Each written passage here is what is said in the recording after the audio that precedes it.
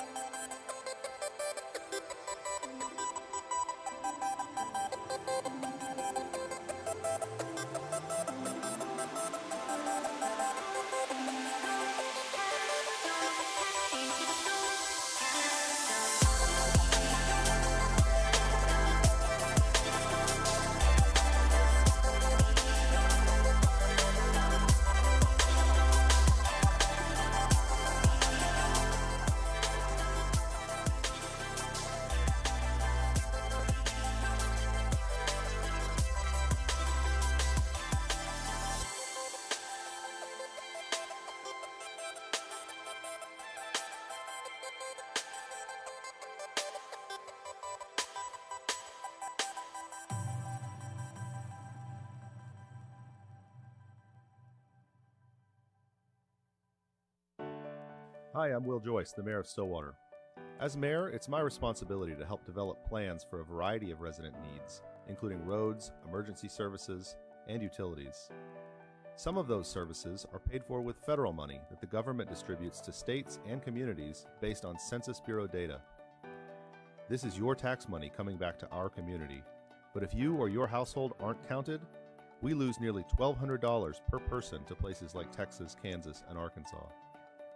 So help bring that money back to local communities by filling out the 2020 census. This year, it's easy to do. You'll receive a postcard in March 2020 with a unique code for your address. Using that code, simply go online, call, or request a paper copy of the census and fill it out. I want to make sure that you and your whole household are counted in the 2020 census. It's important not just to Stillwater, but to all of Payne County. Behind the Line, Parker Taylor here with Alex Dusky, continuing our discussion about college football. We're going to get into the Big 12, and we're going to talk about kind of what happened last week and what's coming up this week. I think the big story, other than, of course, Oklahoma State losing to Texas, was Oklahoma's dominance over Texas Tech. Yeah, that 62-28. That they just, and it was at Texas Tech, so an away game for the Sooners for sure. What stood out to you for that one? I mean, it's obvious the big storyline coming out of that game is the return of the two players that had been suspended, Ramondre Stevenson at running back and Ronnie Perkins at defensive end. Those are two guys that got suspended, of course, last season before the Peach Bowl against LSU in the college football playoff and have been out this entire season. It really showed Oklahoma's offense is predicated on a strong run game, and while they haven't been awful this season with guys like TJ Pledger, with guys like Seth McGowan, bringing in Ramondre Stevenson, who is a legitimate going to play in the NFL running back, really just paid dividends. He's a guy that you can give to in those short yardage situations and is pretty much an automatic touchdown every time, and you saw that early. I believe he had like 4 carries and 3 touchdowns because they would just give it to him right there inside the 10-yard line, and he was able to score. So OU is going to be they're back on track. It's safe to say they had those 2 losses early to Kansas State when Kansas State had their quarterback, and to Iowa State in a tough game.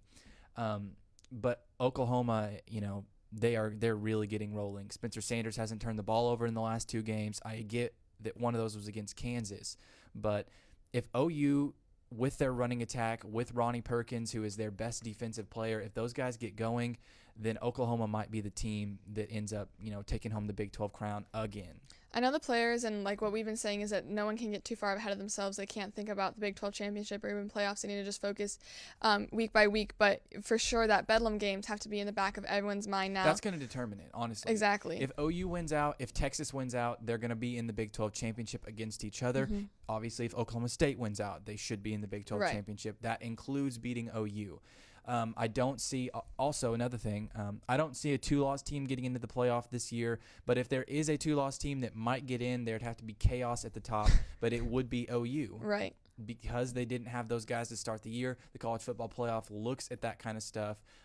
Who did you have? Who didn't you have? And if they truly are, just dominating teams later in the season when it really matters, the College Football Playoff Committee will take notice. And of course, as you said, Bedlam is going to be one whale of a game. It's down in Norman. Oklahoma State is going to have their hands full for sure. Definitely a lot Big of things news, to work out. big news this week is the return of the Pac-12. So, of course, the Big Ten started 2 weeks ago, and now it's the Pac-12's turn. And there are some pretty big games to start off. The first one that I notice is I heard it described as Pac-12 before breakfast, kind of a play on words to the Pac-12 after dark. But Arizona State takes on USC on the road, and USC is giving 10.5 points in this game. Arizona State returns a really good quarterback in Jaden Daniels, who was a true freshman last season. He's coming back. I think that line is really big. I get that USC is ranked and Arizona State is not, but that is a game to look for early. And then, of course, you've got a big-time rivalry game between Stanford and Oregon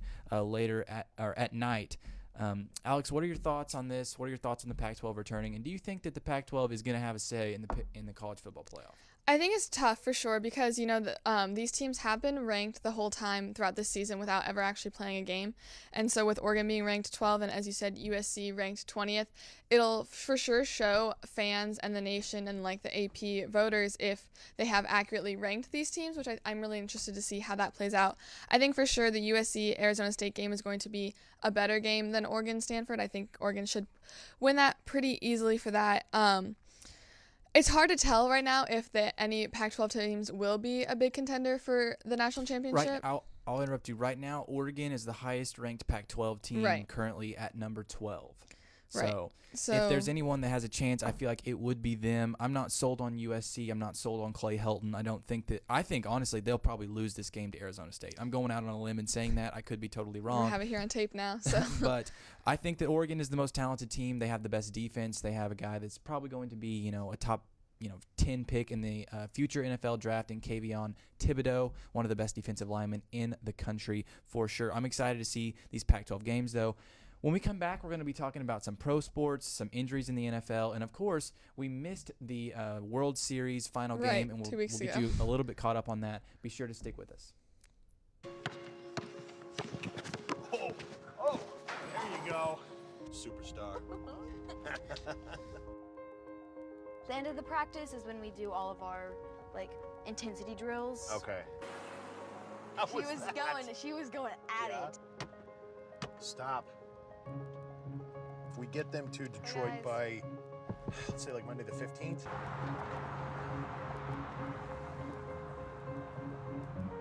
Time's right there. There we go. Yeah. Just, you can't. Don't want to talk about it. When you see the water tower, you're gonna make a right.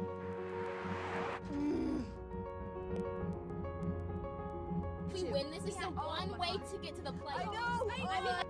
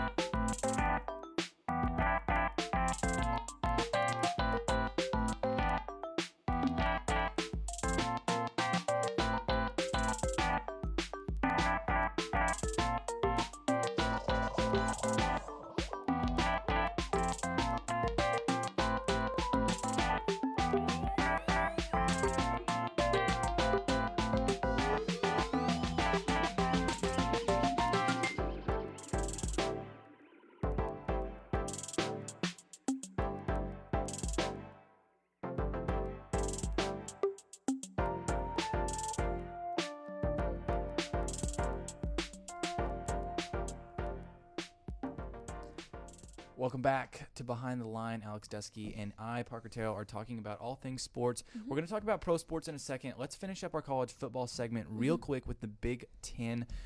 There was a big game last week, Ohio State taking on Penn State. And what was, the final score doesn't really indicate how much of a blowout that was. I believe the final score was 38-25. Correct, yes. And Penn State scored with 30 seconds left. So that just goes to show you that Ohio State just keeps inching away from the pack as the best Which team. was expected. Yeah, Nothing, I agree. Nothing new here, for I mean, sure. Penn State was ranked pretty heavily going into the season. They, of course, lost to Indiana in week 1 Right. in overtime by 1.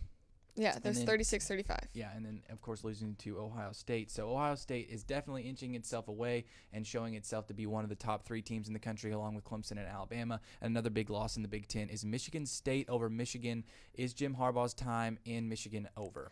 I don't know. I think there's a lot to be said about that game, especially since Michigan State lost to Rutgers in week 1 of that game. Rutgers. Yeah. And Rutgers is not bad. They played Indiana tight last week. They ended up losing, of course, but Rutgers is not as by no means an awful team as they used to be. Exactly. But Got to that's put some still- respect on Greg Schiano's name. And That's still a there's- game that you would think Michigan State should have won. Yes, I'm not going to take that away. So that's why that win, was Michigan State, that bad?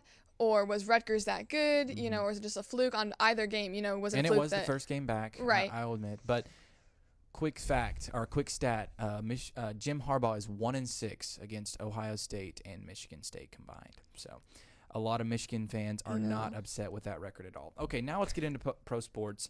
A couple weeks ago, last week, we obviously weren't on. Correct. Odell Beckham Jr., one of the NFL's top receivers, one of its top stars, went down with an ACL injury, of course, for the Cleveland Browns. Here's the footage of Yeah, that. we have that Beal roll right here. It was Basically on what a it really was. tough play. Yeah, go It ahead. was an underthrown pass from Mayfield to OBJ, and there it is.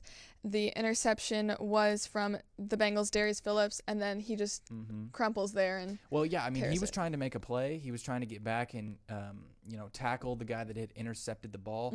And in that hustle play, he just ended up, having probably the worst injury that you can suffer, at least in terms of his season-ending injury. So, that's tough on the Browns. And some people are arguing like it's bad for the Browns but good for Baker, because after that game he was more consistent with throwing to other receivers who are more reliable than OBJ. Now, not necessarily, you have to take it in a balance, because if they're constantly catching the ball but not making as dynamic of plays, whereas OBJ wasn't very consistent, but when he, got the ball, he would make those outstanding plays.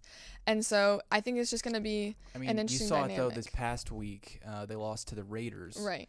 A lot of people are now saying that they wish that OBJ was back. So who knows? That Browns team is kind of an enigma. They are really talented, but they're definitely going to be without perhaps their star receiver. In terms of talent, I would argue that Jarvis Landry is their best receiver. We'll see how that plays out up there in the AFC North.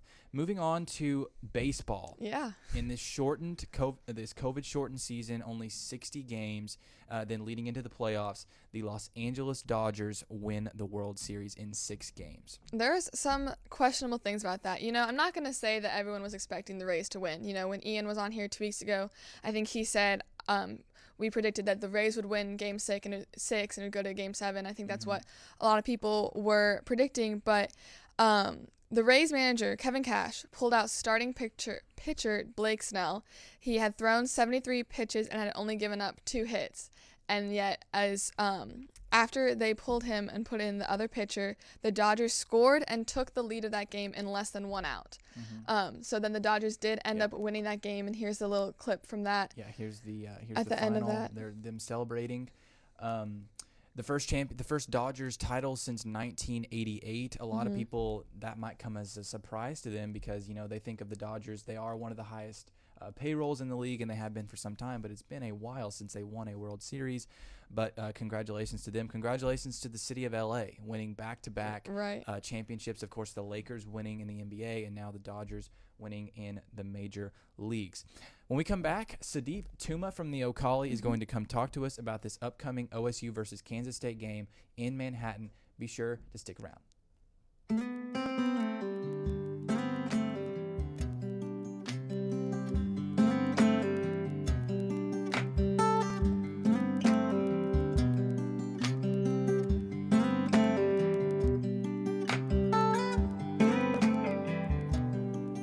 Hi everybody, my name is Emily Shooping. I'm your marketing coordinator for the Made in Oklahoma Coalition. I'm coming to you with an amazing opportunity. We are teaming up with the Ocali Media Group at Oklahoma State University. We want to tell your story on the following platforms: streaming, newspaper, and digital. This opportunity will not only allow your story to be told locally, but nationally as well. I am so excited for each of you to join in on this tremendous opportunity. This will not only be good for your business, but it will be good for our great state of Oklahoma. You can be expecting an email from me soon with more details about this opportunity.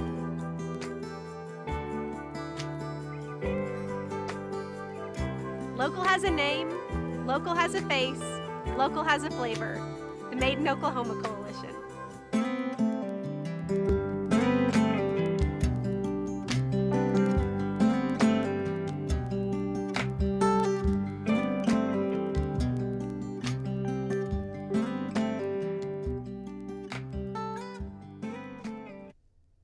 Hello and welcome back to the final segment of Behind the Line. Alex and I are here with Sadeep Tuma of the Ocali, the sports editor of the Ocali, talking about this week's game against Kansas State. But first, Alex, you're going to talk about what the loss last week means for the season. Yeah, Parker and I were talking about it earlier, just saying how we did drop 8 spots in the AP poll, and now with that loss going into the K-State game, we still have Bedlam, we still have Texas Tech. What does that mean for the Cowboys, and how does the Big 12 championship work, and, are the playoffs hopes gone?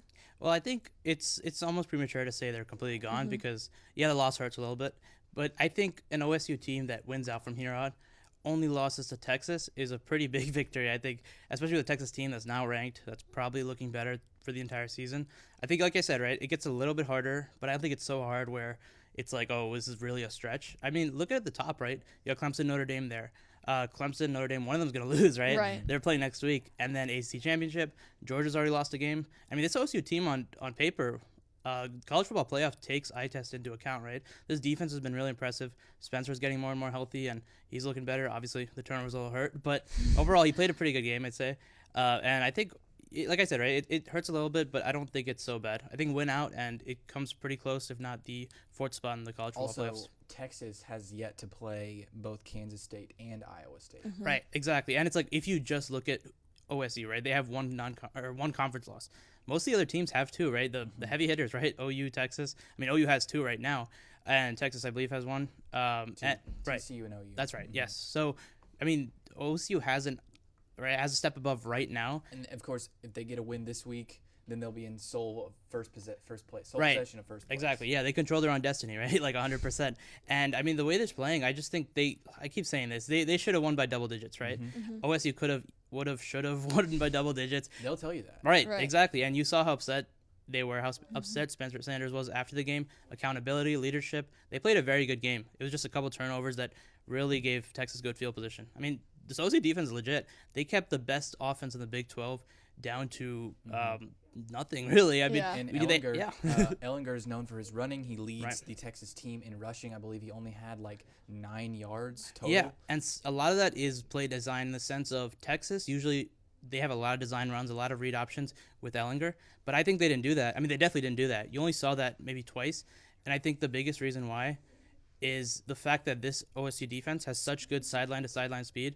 They're able to stop any sort of east-west motion. They're able to stop guys in their tracks, right, in the run game. And you can't just have Ellinger try to bully guys because these are great tacklers for OSU. And I think that was just a big part of, because you were going up against OSU's defense, Texas had to just rearrange their entire game plan.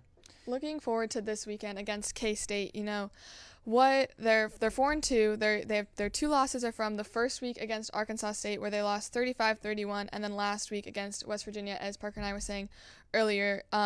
Freshman quarterback Will Howard for the Wildcats, he averages 4 touchdowns against conference opponents, but last week he had 3 interceptions. Yeah. So how should Cowboy defense go about taking down the Wildcats offense? Well, the way the Wildcats play, it's a downhill power football attack. They're all about the run game and opening up things through the play action.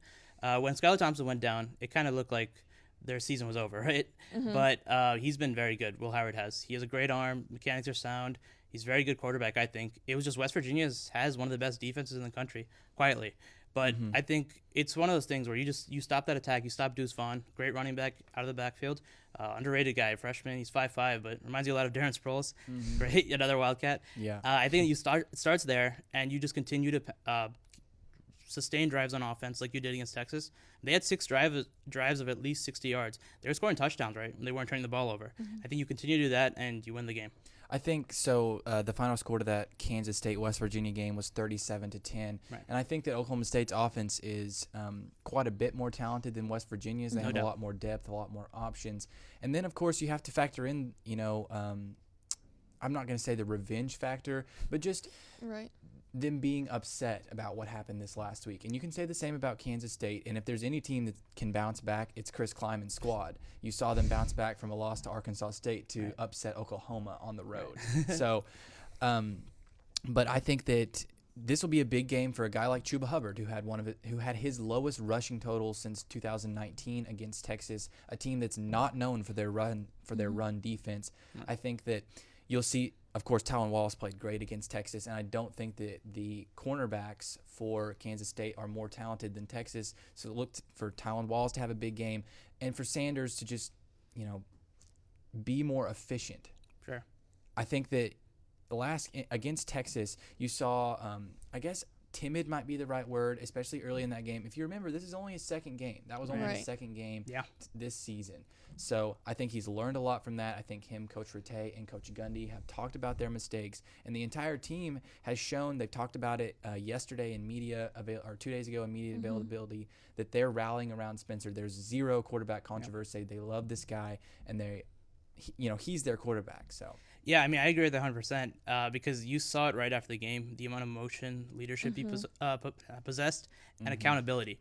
But honestly, if not for Spencer Sanders, OSU's offense wouldn't have kept driving down drive after drive, right?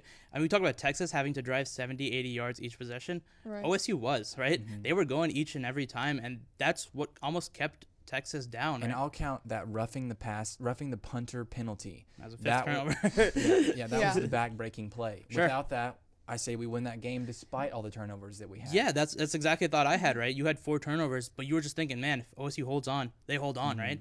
And yeah, you're right. That was really, like I said, a 5th turnover. Yeah. And I think it came down to this. I mean, the turnovers, yeah, sure, the efficiency, but Spencer played a great game. 400 yards, 4 touchdowns. And it was really on him where this vertical attack was the thing that was keeping this offense going, right? It's not that Chuba played bad. It was that this D-line for Texas was just hounding, right? Right. All right, quickly, prediction, Sadeep. Who do you think is going to win this game? I'd have to say, I think OSU will bounce back. I think it'll be 35-20 Gotcha. OSU. Perfect. Alex? I say 31-17 OSU. I'm going to go 35-20. Oklahoma State comes out on top and gets into that sole possession of first place. All right, for Sadeep and Alex and the entire crew here in Studio 318, we thank you so much for watching Behind the Line. Be sure to tune in next week.